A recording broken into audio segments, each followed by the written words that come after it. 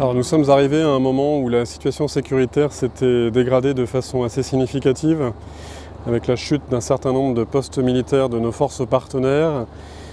Nous étions face à un adversaire, l'État islamique au Grand Sahara, qui était en pleine prise de confiance. Et il s'est agi pour nous, par un certain nombre de moyens, de casser cette confiance qu'avait pris l'adversaire pour pouvoir avoir des effets, obtenir porter des coups, ce que nous avons tenté de faire pendant 5 mois bientôt.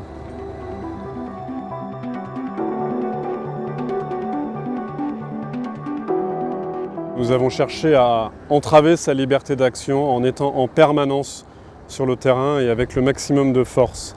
Ce qui nous a été permis par l'adaptation Barkhane et le renforcement décidé par le président de la République avec une unité supplémentaire.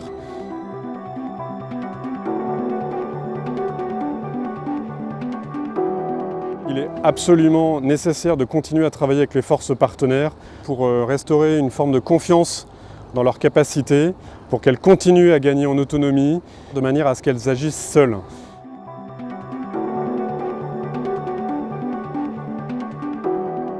Le fruit principal de cette permanence sur le terrain, pour mes lieutenants et pour mes capitaines,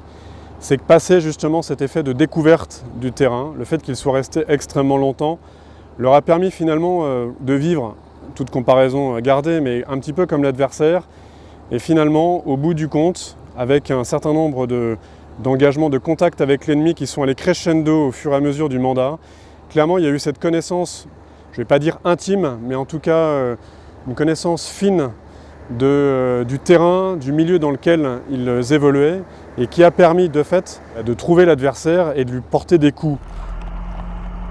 Je pense que ce serait extrêmement ambitieux de tirer des grandes généralités sur ce qui adviendra de l'EIGS. C'est un sujet qui appartient au temps long.